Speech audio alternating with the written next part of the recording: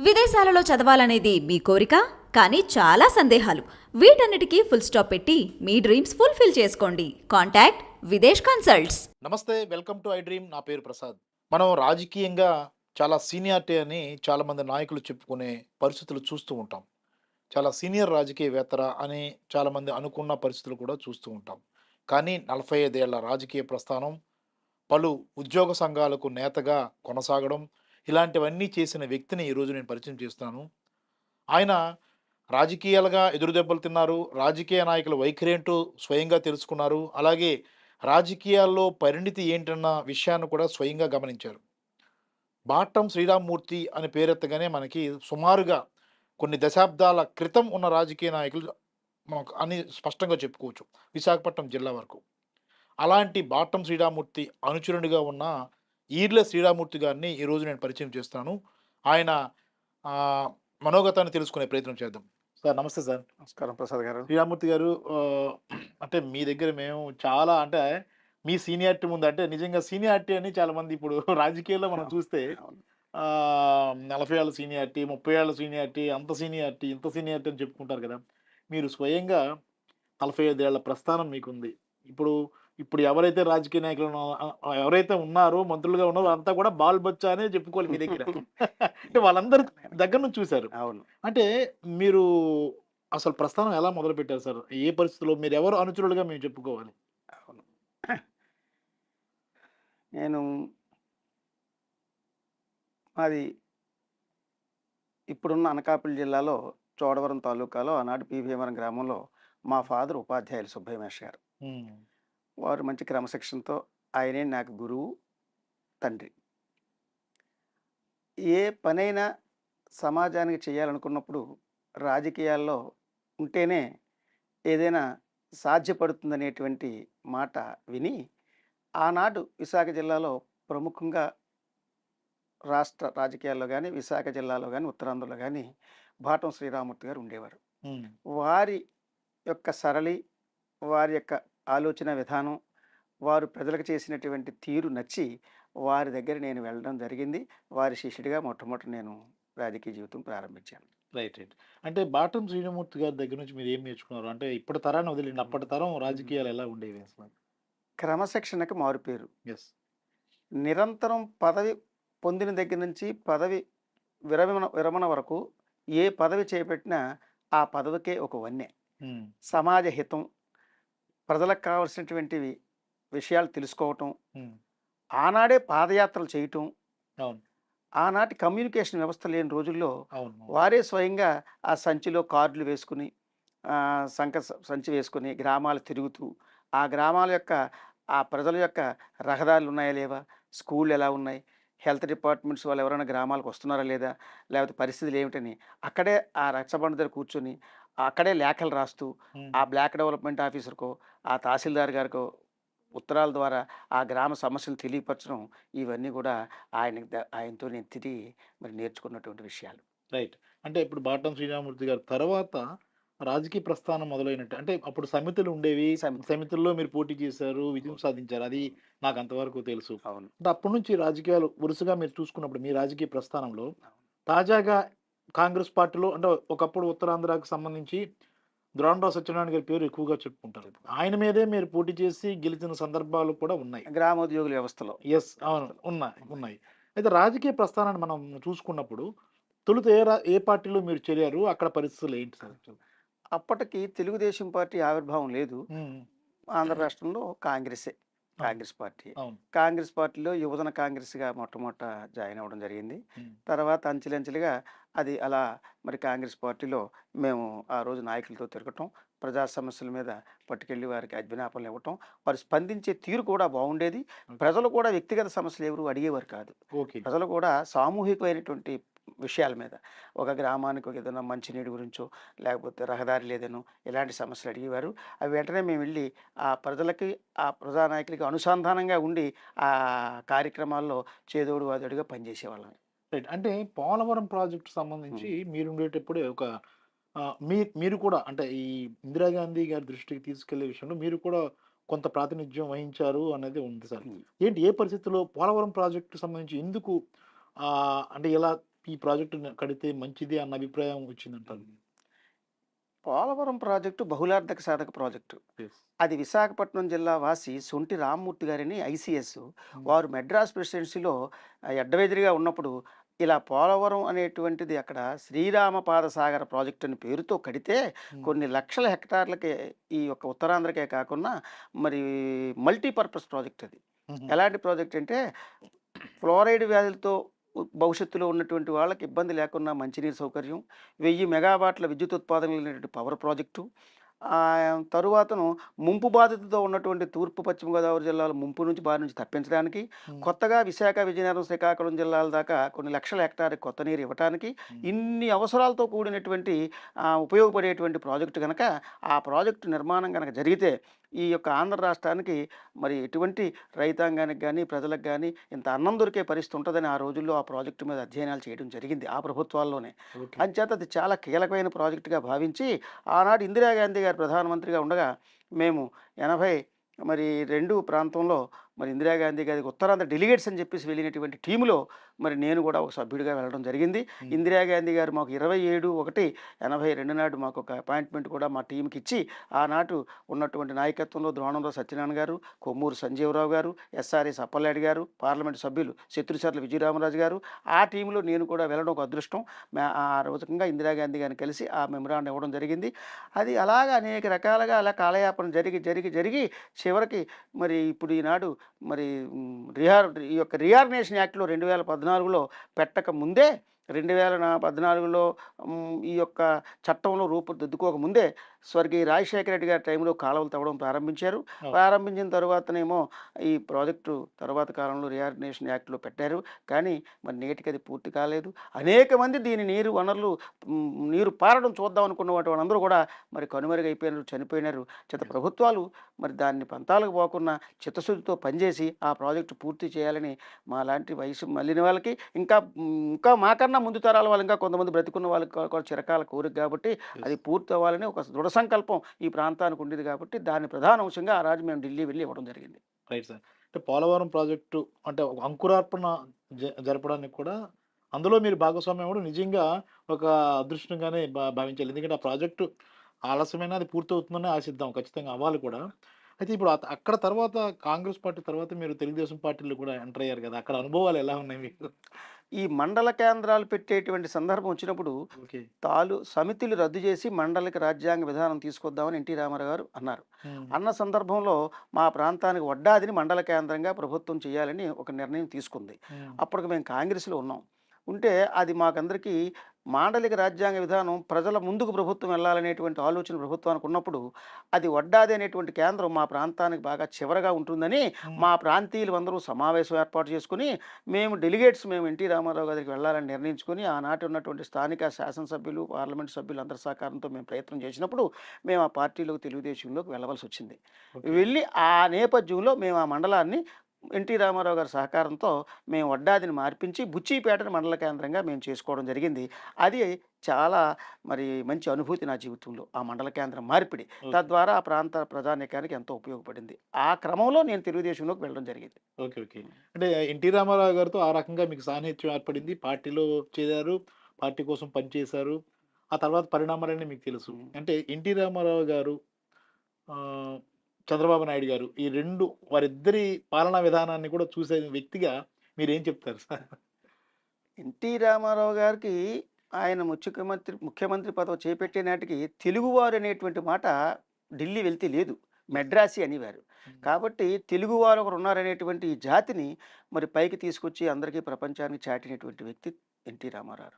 అంతేకాదు ఖాళీ కడుపుకింత అన్నం పెట్టాలని ₹2 కిలో బియ్యం, చీరా దోవతి, సకందర్కే చీరా దోవతి, తర్వాత పక్కా ఇళ్ళ నిర్మాణం అని ఈ 3 నినాదాలతో వచ్చారు. ఆయన నిజంగా మరి చక్కని పరిపాలన ఆయన అందించారు. రాజకీయాల్లో మరి అనేక మార్పులు అవన్నీ జరిగినాయి. అవును. కానీ ఆయన ఇప్పటికీ మర్చిపోలేనటువంటి ముఖ్యమంత్రులు ఆంధ్ర రాష్ట్రంలో మరి ఎన్టీ రామారావు గారిని చిరస్మరణీయుడు. యెస్. ఒక విప్లవాత్మకమైన మార్పులు తీసుకొచ్చే తీసుకొచ్చినటువంటి ఆలోచన విధానాన్ని అమలు చేశాడు. అమలు చేశాడు. Yes sir. ఇది ఇంకోటి ఇప్పుడు చంద్రబాబు నాయుడు గారు పాలన కూడా చూసారు కదా సార్. ఉమ్. అంటే ఆయన ఆలోచన విధానం ఎలా ఉంటుంది? చంద్రబాబు నాయుడు గారు బెస్ట్ సీఈఓ. ఆయన ముఖ్యమంత్రి అనే కన్నా నేను సీఈఓ అంటాను. ఓకే. ఎందుకంటే ఆయన అడ్మినిస్ట్రేషన్‌గా అలా చేస్తాడు తప్ప, ప్రజల మన్ననలో విశ్వసనీయత ఆ శాతంలో ఆయన సంపాదించలేకపోయినారు. దానికి కారణాలేమిటంటే, మరి ఆయన విశ్వసనీయతను మరి ఆయన వచ్చినటువంటి ముఖ్యమంత్రిగా వచ్చిన విధానం లో లోపం ఉందనో, లేదు ఆయన ఏదో వాడుకొని వదిలేస్తారనేటువంటి ఒక నినాదం ప్రజల్లో ఎందుకో బలంగా చేరడం వలనో, ఏది ఏమైనప్పటికి కూడా విశ్వసనీయత విషయానికొచ్చేసరికి అంత విశ్వసనీయత ఆయన సంపాదించలేకపోయినారు. పెద్దగా కక్ష సాధింపు చర్యలేవి ఆయన దగ్గర ఉండేవి కావు. అవును. డెవలప్‌మెంట్ మీదే ఆయన ఆలోచన ఉండేది. కానీ రాజకీయాల్లో విశ్వసనీయత ముఖ్యం.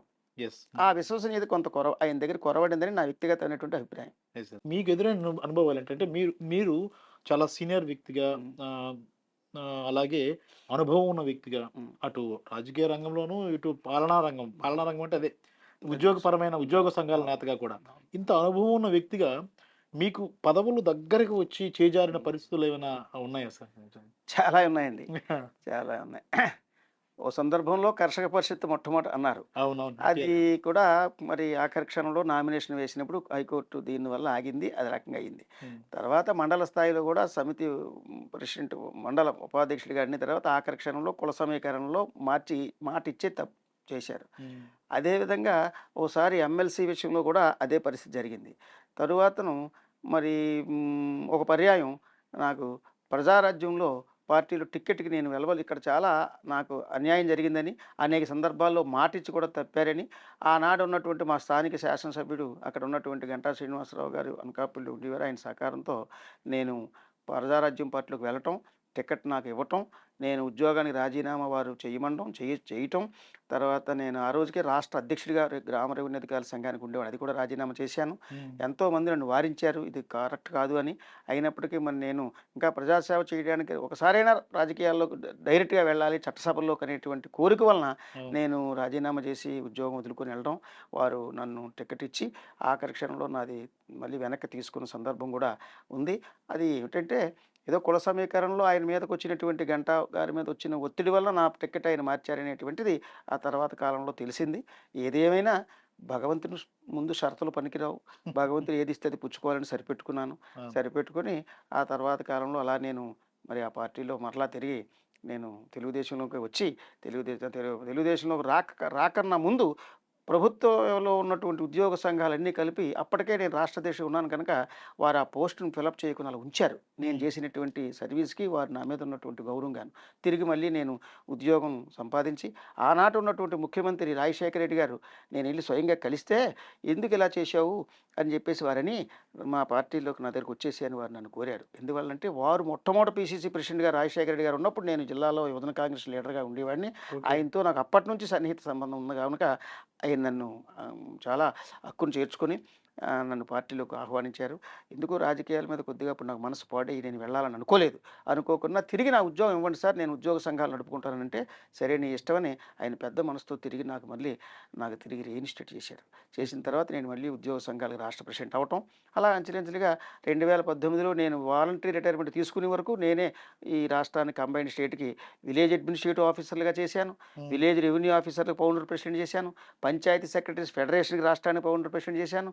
అలా మొత్తం కంబైన్డ్ స్టేట్‌లో సుమారు 30 ఏళ్ళు పైమాట రాష్ట్ర స్థాయి ఉద్యోగ సంఘ నాయకుడిగా పనిచేశాను. Right sir. ఆ రకంగా. అంటే అంటే మీరు ఇంత సీనియర్ రాజకీయవేత్తగా ఒక 40 ఏళ్లుగా రాజకీయాన్ని చూసిన వ్యక్తిగా, అరే! రాజకీయం అంటే ఇదేనా? ఇలా ఉంటుందా? అన్న బాధపడిన పరిస్థితులేమైనా వచ్చాయా సార్? అంటే జనరల్‌గానే మనం ప్రయత్నము, కోరిక ఈ పదవి మనం రావాలి, లేకపోతే ఈ పదవిలో మనం పోటీ చేయాలి. మనం ఈ పదవి ద్వారా 10 మందికి సాయం చేయాలి అన్న ఆలోచన ఖచ్చితంగా ఉంటుంది. ఎవరైనా రాజకీయ నాయకుడు సహజంగా ఉంటుంది. కానీ దగ్గరకొచ్చి చేజారిన పదవులు చేజారిన పరిస్థితులు అలాంటివి ఎదురైనప్పుడు హ్మ్. రాజకీయ పరిస్థితులు మారుతున్నప్పుడు గతానికి ఇప్పటికి ఇంత తేడా వచ్చిందా అన్న పరిస్థితులు ఏమైనా బాధపడిన సందర్భాలున్నాయా సార్? 1, 2 సందర్భాల్లో చాలా గట్టిగా బాధపడ్డాను. ఎందుకంటే హ్మ్. చేతికొచ్చి పోయినటువంటి సందర్భం. హ్మ్. ఒకటి బీ ఫార్మ్ చేతికొచ్చి ఎమ్మెల్యే టికెట్‌గా చోడవరానికి చెయ్యి జారినప్పుడు. హ్మ్. అంతకన్నా ఎక్కువ బాధపడినటువంటిది నాకు ఆర్‌టీఐ కమిషనర్ పోస్ట్ ఒకటి చంద్రబాబు నాయుడు గారు నాకు పిలిచి హ్మ్. ఇవ్వటం జరిగింది. హ్మ్. ఉద్యోగ సంఘాలు రాష్ట్రంలో ఉన్న 4 సంఘాలు వాళ్ళు ఆ రోజుల్లో వెళ్ళి శ్రీరామూర్తి గారికి ఇవ్వాలి మా ఉద్యోగ సంఘాల పక్షాన వారికి కోరటం. హ్మ్. ఆనాడు ఉన్నటువంటి ప్రజాప్రతినిధులు కూడా అందరూ సంతకాలు పెట్టి ఇవ్వటం. దాని మీదేమో నాకు చంద్రబాబు నాయుడు గారు అది ఆర్టీఐ కమిషనర్‌కి అది on par with chief secretary post 6 years post. Okay. అప్పుడు నన్ను రాజీనామా చేయమంటాం. మళ్ళీ నేను మరోసారి ఉద్యోగానికి మళ్ళీ తిరిగి రాజీనామా చేయటం. రాజీనామా చేసిన తర్వాత వారు నన్ను రికమెండ్ చేసి గవర్నర్ పంపటం. గవర్నర్ గారేమో ఈ పంపినటువంటి దాంట్లో అదే చెప్తాను చంద్రబాబు నాయుడు గారి గురించి. ఆయన ఏదైనా చేద్దాం అనుకున్నప్పుడు బాగా ఆలస్యం చేసి అది మరి ఏమిటో కారణం తెలీదు ఆయనకి. ఎవరైనా రాజకీయాల్లో ఉన్నత పదవుల్లో ఉన్నటువంటి వాళ్ళు ఒక మాట ఇస్తే అది నిలబెట్టుకోవడం చాలా ముఖ్యం రాజకీయ నాయకులకి. అవును. అది నిలబెట్టుకోకుండా అదేదో ఇచ్చామన్నట్టుగా ఇచ్చి ఆఖరి క్షణంలో ఇచ్చి నన్ను పంపిస్తే ఆనాటి గవర్నర్ నరసింహన్ గారు ఎన్నికల కోడ్ వచ్చిందని చెప్పేసి వారం రోజులు ఉంచుకుని ఆయన తిరిగి వెనక్కి పంపించారు. హ్మ్. అది చేతికి వచ్చినటువంటిది చేజారిపోయింది. నేను ఢిల్లీ వరకు వెళ్ళి మళ్ళీ తిరిగి ఆ ఎలక్షన్ కోడ్కి దీనికి సంబంధం లేదని కూడా మేము ఆర్డర్స్ తెచ్చుకోవడం జరిగింది ఎలక్షన్ కమిషన్ ఆఫ్ ఇండియా నుంచి. ఓకే. అయినప్పటికీ కూడా మరి ఆనాడు కొన్ని రాజకీయ కారణాల మీద వారలేనటువంటి మనుషులు కొంతమంది మరి ఎవరో వెనకనున్నటువంటి మనుషులు కొంత కొంత ప్రయత్నాలు చేసి నన్ను ఆపినటువంటి సందర్భం. అందులో ముఖ్యంగా ఆనాడు ఎంపీగా ఉండి ఆయన లెటర్ కూడా గవర్నర్ చీఫ్ సెక్రటరీకి రాసి ఈయనేదో తెలుగుదేశం పార్టీతో కొంచెం అసోసియేషన్గా ఉంటాడు కాబట్టి ఈ నియామకం ఆపాలని చెప్పేసి లెటర్ లేఖ కూడా ఇవ్వటం. గవర్నర్ గారు దాన్ని ఆపడం జరిగింది. తర్వాత ప్రభుత్వాలు మారే నేను కలిశాను. ఆ ప్రభుత్వంలో ఇచ్చినటువంటిది మేము చెయ్యమని వాళ్ళు చెప్పారు. ఇక అక్కడితో నేను దాన్ని వదిలేశాను. అలా చేతికొచ్చి పోయినటువంటి సందర్భంలో ఈ యొక్క కీలకమైనటువంటి ఆర్టీఐ కమిషనర్ పోస్ట్ కూడా పోయింది. ఆనాడు మట్టుకు చాలా మనస్తాపం చెందినటువంటి మాట వాస్తవం. ఓకే. ఓకే. సార్ ఇప్పుడు అంటే ఇవన్నీ చూసాక దాదాపుగా రాజకీయ పార్టీలు చూసారు. కాంగ్రెస్ చూసారు, తెలుగుదేశం పార్టీ చూసారు, ప్రజారాజ్యం, అలాగే మళ్ళీ మళ్ళీ తెలుగుదేశం ఇలాగ అన్నీ చూసి అన్ని పార్టీలు చూసారు. ఇప్పుడు బీజేపీ పార్టీలో చేరారు. ఎలా ఉంది బీజేపీ? వాటన్నిటికన్నా మినహాయింపుగా మనం చెప్పుకోవాలా రాజకీయ పార్టీగా బీజేపీని? భారతీయ జనతా పార్టీలో మీకు ఎలా ఉంది? ఎలా ఇమిడిపోయారనుకోవాలా? అసలు ఈ పార్టీలో రావడానికి నేపథ్యం కూడా ముందు ఒక మాట చెప్తాను. ఆ! ఆ! సరే అనేక సందర్భాల్లో శ్రీరామూర్తికి మనం న్యాయం చేయలేకపోయినామని ఆలోచన చేసి మరి పార్టీలో ఆఫీస్ ఇన్ఛార్జిగా ఉన్నటువంటి మా ఎన్జిఓస్ పూర్వపు లీడరు అశోక్ బాబు గారి చేత నాకు చంద్రబాబు నాయుడు గారు ఫోన్ చేయించి హ్మ్. నన్ను రమ్మని గడిచినటువంటి ఎమ్మెల్సీ ఎలక్షన్లో పిలిపించారు. గ్రాడ్యుయేట్ ఎమ్మెల్సీలు హ్మ్. పిలిచి నాతో మాట్లాడి నీకు బీసీ కమ్యూనిటీ నువ్వు ఉద్యోగ సంఘాల్లో చాలా కాలం పనిచేసావు. నీకు గతంలో ఇచ్చిన ఆర్టీఐ కమిషనర్ కానీ మరొకటి కానీ చేతి దాకా వచ్చిపోయినాయి హ్మ్. కనుక గ్రాడ్యుయేట్ ఎమ్మెల్సీ మొత్తం రాష్ట్రంలో ఉన్నటువంటి మూడిట్లో ఒకటి బీసీకి ఇద్దాం అనుకుంటున్నాం. ఆ ఒకటి ఉత్తరాంధ్రకి ఇవ్వాలని ఆలోచన వచ్చింది కాబట్టి నీ పేరు మేము పరిగణలోకి తీసుకుంటున్నాం. నువ్వు వెళ్ళి మెంబర్షిప్లు జాయిన్ చేయించి కార్యక్రమం చేయని చెప్పడం జరిగింది. హ్మ్. నేను దాని మీద వచ్చి మెంబర్షిప్లు జాయిన్ చేయించడం మరి కొంత చాలా వరకు ధన వ్యయం కూడా చేయడం జరిగింది. అవును. ఆ తర్వాత మరి ఈ జిల్లాలో అయ్యన్న పాత్రుడు గంటా శ్రీనివాసరావు మధ్య ఉన్నటువంటి విభేదాల కారణంగా ఓకే. ఆయన చోడవరానికి ఎమ్మెల్యేగా వచ్చినటి నుంచి మేమేదో గంటా శ్రీనివాసరావు గారితో ఉన్నామని చెప్పి అయ్యన్న పాత్రుడు వ్యక్తిగతంగా నా మీద కక్ష పెట్టుకొని హ్మ్. నాకు ఆ గ్రాడ్యుయేట్ ఎమ్మెల్సీ ఆపి వరకు ఆయన నిద్రపోకుండా ఆయన ఎంతవరకు వెళ్ళాడంటే రాజీనామా వరకు కూడా వెళ్ళాడనేటువంటి విషయం నాకు మరి రాష్ట్ర అధ్యక్షుడు అచ్చెన్నాయుడు గారి ద్వారా నాకు తెలిసింది. ఓకే. ఆ రకంగా నాకు అక్కడ కూడా మోసం చేశారు. హ్మ్. పిలిచారు. తీరా ఎవరికైనా మరి తెలుగుదేశం పార్టీ బీసీ అంటారు. మరి బీసీ అనేటువంటి దాంట్లో 3 గ్రాడ్యుయేట్ ఎమ్మెల్సీలు కూడా 3 ఓసీలకే ఇచ్చారు. అవును. అటు రాయలసీమలో ఓసీకి ఇచ్చారు. ఒంగోలు, గుంటూరు ఏరియాలో ఉన్నటువంటిది కూడా అది కూడా ఓసీకి ఇచ్చారు. అవును. ఉత్తరాంధ్రలో కూడా కాపు మా చోడవరం పక్కనే ఉన్నటువంటి మేడివాడ గ్రామం అతను దొండపూడి దగ్గర గ్రామంలో ఆయన కూడా మరి కాపు యాక్చువల్గా మా ప్రాంతం అంతా కూడా అఫీషియల్గా అయితే అది ఓసీ కాపే. కానీ ఆయనకి ఇచ్చారు. ఆయనతో నాకేం వ్యక్తిగత భేదాభిప్రాయం లేదు. ఆయన నేను చూడలేదు. అవును. కానీ మరి ఆ రకంగా కూడా ఇస్తానని కూడా ఆఖరి క్షణంలో మళ్ళీ ఆయన కూడా దాన్ని చేస్తే అప్పుడు మనస్తాపం చెంది నేను మీటింగ్ పెట్టి నా వెల్విషర్లతో ఇక్కడ సరైనటువంటి న్యాయం జరగలేదని అప్పుడు ఆ విధంగా ఆలోచించి నా వెల్విషర్లు అందరూ చెప్పిన దాని మీదట మరి ఒక నిబద్ధత కలిగినటువంటి పార్టీ ఒక రామకృష్ణ అనేటువంటి పార్టీ తర్వాత వాజ్పేయి నుంచి కూడా అనేక రకాలుగా చేసిన పార్టీ కేంద్రంలో ఉంది. ఈ రాష్ట్ర అభివృద్ధికి మరి కూడా కొంత ఉపయోగపడతావు. మీలాంటి వాళ్ళు అధ్యయనం చేసే మనుషులు కొంచెం ఆలోచన ఉన్నటువంటి మనుషులు ఈ పార్టీ సూట్ అవుతారు అని చెప్పేసి కొంతమంది వెలవిషలు చెప్పిన మీదట మరి నేను ఈ పార్టీలోకి రావడం జరిగింది. ఆ పార్టీలో జాయిన్ అయినాను. రైట్. రైట్. అంటే పదవులేమన్నా తీసుకున్నారా సార్? ఏ పదవులు ఇప్పుడు ఉన్నాయి? నేను జాయిన్ అయినంటే మేము ఎటువంటి పదవులు నేను కండిషనల్గా నేనేమీ వెళ్ళలేదు. ఓకే. అన్కండిషనల్గానే నన్ను వారు ఆనాటి పెద్దలు సోము వీర్రాజు గారు తర్వాతను ఆనాటి ఎమ్మెల్సీగా కంటెస్ట్ చేస్తున్నటువంటి మాధవ్ గారు, వీరంతా కూడా నన్ను కోరడం జరిగింది. దాని మీద నేను వెంటనే అంగీకరించి నేను వెళ్ళిన తర్వాత అప్పటికి నేను మనస్తాపం చెంది ఉన్న కారణంలో ఇండిపెండెంట్‌గా ఎమ్మెల్సీగా వేసున్నాను. ఇండిపెండెంట్‌గా ఎమ్మెల్సీగా వేసుండి ఉత్తరాంధ్ర అంతా సుడిగాలి పర్యటన చేశాను. ఉద్యోగ సంఘాల్లో కూడా మంచి అభిమానం కలిగింది. అందరూ చేస్తారని చెప్పి విరాళాలు కూడా పోగేసి నాకు కూడా కొంతవరకు నాకు చేయడానికి సిద్ధం పడినటువంటి సందర్భంలో ఇండిపెండెంట్‌గా నెగ్గడం కష్టమవుతుందేమో ఒకసారి ఆలోచన చేయను అన్నప్పుడు ఈ వార్తలు పత్రికాముఖంగా తెలుసుకొని భారతీయ జనతా పార్టీ వారు నా దగ్గరికి నన్ను ఓకే. రావటం, నా విషయాలన్నీ కూడా వారికి పూర్వమే తెలుసు కాబట్టి నన్ను వారు కోరటం, నేను కూడా అప్పుడు నా వెల్‌విషర్స్‌తో మీటింగ్ పెట్టుకొని భారతీయ జనతా పార్టీ రావడం, వారు వెంటనే వెళ్ళిన వెంటనే నాకు స్టేట్ ఎగ్జిక్యూటివ్ కమిటీ మెంబర్‌గా, రాష్ట్ర కార్యవర్గ సభ్యుడిగా ఇచ్చారు. మరి తర్వాత కాలంలో పురంధేశ్వరి గారు వచ్చిన తర్వాత వారు కూడా నన్ను అధికార ప్రతినిధి మీడియా ప్యానలిస్ట్‌గా కూడా ఇవ్వడం జరిగింది. ఆ రకంగా 2 రాష్ట్ర స్థాయి పదవులు నాకు ఇచ్చి గౌరవించారు. గౌరవించి గౌరవంగానే నేను ఆ పార్టీలో గౌరవ మర్యాదకి ఎక్కడా లోటు లేదు. నాకున్నటువంటి సుదీర్ఘమైనటువంటి 45 ఏళ్ల అనుభవాన్ని దృష్టిలో పెట్టుకొని అవును. ఉత్తరాంధ్ర సమస్యల మీద నాకున్నటువంటిది ప్రత్యేకించి విశాఖపట్నం, అనకాపల్లి, పాడేరు జిల్లాలకు సంబంధించినటువంటి ప్రతి అంశం మీద నాకు అధ్యయనం చేసిన మనిషిగా నేను రాష్ట్ర పార్టీ వారికి తెలియచేయటం, కేంద్ర మంత్రులు ఎవరొచ్చినప్పటికీ వారిని కలవటం, ఆ సమస్యలు తీసుకెళ్ళి వారి దృష్టిలో పెట్టడం, నేను నా వంతు సహాయంగా నేను ఈ ప్రాంత సమాజానికి సేవ చేస్తున్నాను. సరే. ఇప్పుడు అంటే మీకు చేజారిన పదవులు అన్నీ ఉన్నాయి. పోటీ చేస్తామన్న ఆసక్తి ఉన్నప్పుడు కూడా అవకాశం రాలేకపోయిన పరిస్థితులు ఉన్నాయి కాబట్టి, మీరు బీజేపీ నుంచి పోటీ చేసే పరిస్థితులు ఏమన్నా ఉన్నాయా భవిష్యత్తులో ఈ ఎన్నికల్లో? నా యొక్క బంధువులు, హితులు, సన్నిహితులు, ముఖ్యంగా ఉద్యోగ సంఘాలు. తర్వాత నేను రిటైర్డ్ ఉద్యోగుల సంఘానికి కూడా రాష్ట్రానికి ఉపాధ్యక్షుడిగా ఉన్నాను. ఏపీజేఏసీ అమరావతికి సంబంధించినటువంటి 97 ఉద్యోగ సంఘాలకు కూడా నేను అడ్వైజర్గా ఉన్నాను. గ్రామ రెవెన్యూ అధికారుల సంఘానికి కూడా ప్రస్తుతానికి కూడా నేను ఒక గౌరవాధ్యక్షుడిగా ఉన్నాను. ఆ ఉద్యోగ సంఘాల్లో కూడా వాళ్ళకి కావాల్సినటువంటి ఉద్యోగాల నియామకంలో కానీ, వాళ్ళ ప్రమోషన్స్లో కానీ, వారి సర్వీస్ మ్యాటర్స్లో కానీ అవిశ్రాంతంగా, అవిరళంగా 40 ఏళ్ళు కృషి చేసినటువంటి దీనిగా నన్ను చట్టసభలో చూడాలని వాళ్ళందరి కోరిక అయితే బలంగా ఉంది. ఇటీవల కూడా మీటింగ్ పెట్టి మీరు తప్పనిసరిగా రేపు రానున్న ఎన్నికల్లో పోటీ చేయాలని ఇటీవల చోడవరంలో కూడా ఒక మీటింగ్ పెట్టి నా తాలూకు సోదరులు ఏమిటి అన్ని పక్షాల వాళ్ళు కూడా నన్ను కోరడం జరిగింది.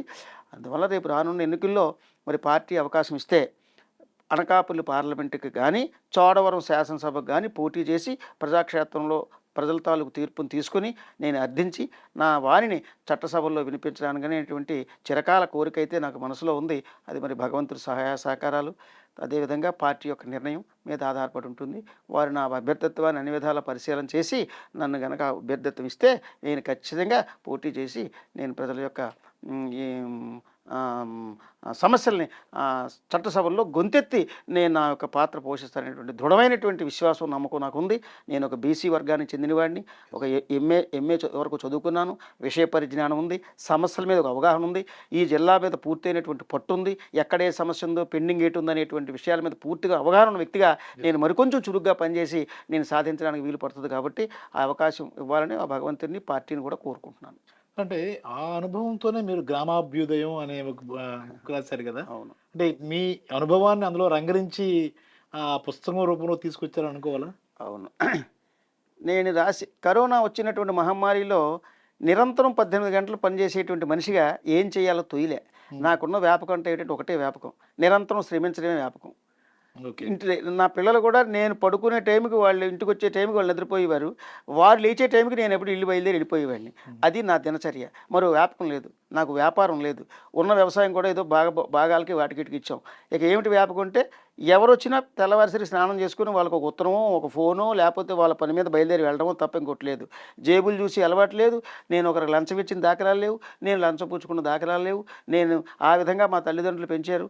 నన్ను పెంచినటువంటి తల్లిదండ్రుల యొక్క క్రమశిక్షణ మా ఫాదర్దే కాకుండా నాకు ఉన్నటువంటి గురువుల్లో భాటం శ్రీరామూర్తి గారు, వేచల పాలవిల్లి గారు స్వర్గీయ 2 టర్ములు ఎమ్మెల్యే, సెంట్రల్ బ్యాంక్ చైర్మన్ చేశారు. ఆయన నాకు సాహిత్య సంబంధించిన విషయాల్లో కానీ, అనేక విషయాల్లో కానీ నాకు ఆయన గురువుగా ఉండేవారు. ఆధ్యాత్మిక విషయాల్లో కూడా పిల్లా గోవిందపోత్రి గారిని చింతలపాలెం విజయనగర సంస్థాన మహారాజా సంస్థ వైద్యులు, వారి సాన్నిధ్యం కూడా నాకు సుమారు 50 ఏళ్ళు వారితో నాకు ఉండడం వల్ల వారు ముగ్గురు కూడా నాకు ఆదర్శంగా ఉండేవారు.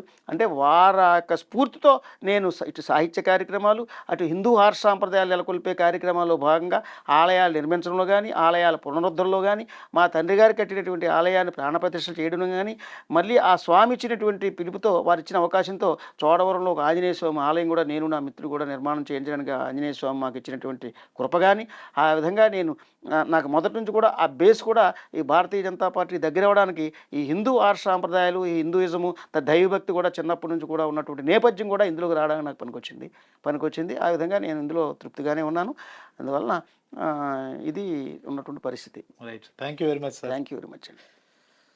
చూసాం కదా, 40 ఏళ్ల అనుభవం ఉన్న వ్యక్తి. అంటే అనుభవం అంటే వయసు మీరడం కాదు, రాజకీయంగా అనుభవం, అటు ప్రభుత్వ సంస్థల్లో ప్రభుత్వ ఉద్యోగ సంఘాలకు నేతగా వ్యవహరించడం, ఈ రెండూ చూసినప్పుడు చాలామంది నేతల పరిస్థితుల్ని, వాళ్ళ రాజకీయ విధానాల్ని, వాళ్ళ రాజకీయ మోసాలని కూడా దగ్గరుండి చూసిన వ్యక్తిగా ఈర్లె శ్రీరామూర్తి గారిని ఒక సాక్షిగా మనం చెప్పుకోవచ్చు.